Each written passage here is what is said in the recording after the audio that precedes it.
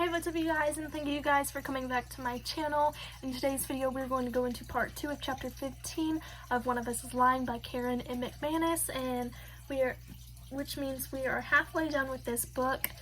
I am so excited to be sharing this journey with you guys, so let's get right into this video. This video may contain sensitive topics and foul language. If you do not wish to continue, please click off the video now. You have been warned. Addie, Tuesday, October 9th, 8:45 a.m. Somehow Browen and Nate managed to dodge the cameras. Cooper and I weren't so lucky. We were both on the 5 o'clock news on all major San Diego channels. Cooper behind the wheel of his Jeep Wrangler, me climbing into Ashton's car after I had abandoned my brand new bike at school and sent her a panic text begging for a ride. Channel 7 News ended up with a pretty clear shot of me, which they put side by side with an old picture of an 8-year-old me at the Little Miss Southeast San Diego pageant, where naturally I was second runner-up. At least there aren't any vans when Ashton pulls up to drop me off at school the next day. Call me if you need a ride again, she says, and I give her a quick, strange hold hug. I thought I'd be more comfortable showing sisterly affection after last week's cry fest, but it's still awkward, and I managed to snag my bracelet on her sweater. Sorry, I mutter, and she gives me a pained grin. We'll get better at it eventually. I've gotten used to stares, so the fact that they've intensified since yesterday doesn't faze me. When I leave class in the middle of history book, it's because I feel my period coming on and not because I have to cry. But when I arrive in the girls' room, someone else is. Muffled sounds come from the last stall, but whoever's there gets control of herself. I take care of my business, false alarm, and wash my hands, staring at my tired eyes and surprisingly bouncy hair. No matter how awful the rest of my life is, my hair will manage to look good. I'm about to leave but hesitate and head for the other end of the restroom. I lean down and see scuffed black combat boots under the last stall. Janie? No answer. I rap my knuckles against the door. It's Addie. Do you need anything? Jesus, Addie, Janie says in a strangled voice. No, go away.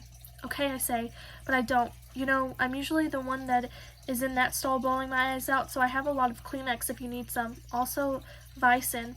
Janine doesn't say anything. I'm sorry about Simon. I don't suppose it means much given everything you've heard, but I was shocked by what happened. You must miss him a lot. Janie stays silent, and I wonder if I've stuck my foot in my mouth again. I'd always thought Janie was in love with Simon, and he was oblivious. Maybe she finally told him the truth before he died and got rejected. That would make this whole thing even worse. I'm about to leave when Janie heaves a deep sigh. The door opens, revealing her blotchy face and black on black clothing. I'll take the Vicin, she says, wiping at her raccoon eyes. You should take a Kleenex too, I suggest, pressing both into her hand. She snorts out something like a laugh. How the mighty have fallen. Addie, you've never talked to me before. Did that bother you, I ask, generally curious. Janan never struck me as someone who wanted to be a part of our group, unlike Simon, who was always prowling around the edges looking for a way in. Janie wets a Kleenex under the skin and dabs at her eyes, glaring at me in the mirror the whole time. Screw you, Addie. Seriously, what kind of question is that? I'm not as offended as I normally be. I don't know, a stupid one, I guess. I'm only just realizing I suck at social cues. Janie squirts a stream of Vicin into both eyes, and her raccoon circles reappear. I hand her another Kleenex so she can repeat the wiping process. Why? Turns out Jake's the one who was popular, not me. I was riding coattails. Janine takes a step back from the mirror. I never thought I'd hear you say that. I am large. I contain multitudes, I tell her. Her eyes widen. Song of Myself, right? Walt Whitman. I've been reading it since Simon's funeral. I don't understand most of it, but it's comforting in a weird way. Janine keeps dabbing at her eyes. That's what I thought. It was Simon's favorite poem. I think about Ashton, how she keeps me sane over the past couple of weeks, and Cooper, who's defended me at school even though there's no real friendship between us. Do you have anybody to talk to? No, Janine murders. Her eyes fill again. I know from experience she won't thank me for continuing the conversation. At some point we need to suck it up and get to class. Well, if you want to talk to me, I have a lot of time and space next to me in the cafeteria, so open invitation or whatever. Anyway, I really am sorry about Simon. See you. All things considered, I think that went pretty well.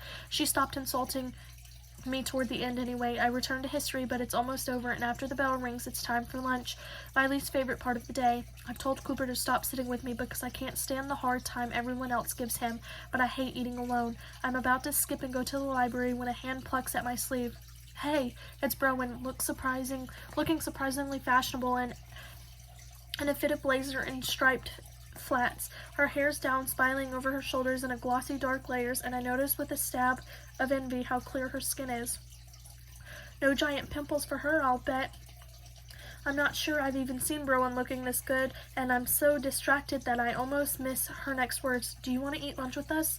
I tilt my head at her. I've spent more time with Browen in the past 2 weeks than I have the last 3 years at school, but it hasn't exactly been social. Really? Yeah, well, we have some stuff in common now, so Browen trails off, her eyes flicking away from mine, and I wonder if she ever thinks I might be the one behind all of this. She must, because I think it about her sometimes, but in an evil genius cartoon villain sort of way.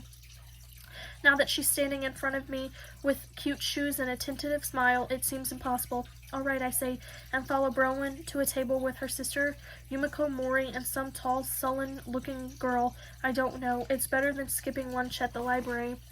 When I get out front after the last bell, there's nothing, no news vans, no reporters. So I text Ashton that she doesn't have to pick me up and take the opportunity to ride my bike home. I stop at the extra long red light on Hurley Street, resting my feet on the pavement as I look at the stores in the strip mall to my right.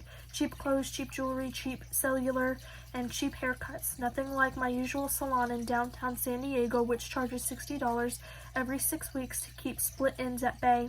My hair feels hot and heavy under my helmet, weighing me down. Before the light changes, I angle my bike off the road and over the sidewalk into the mall parking lot.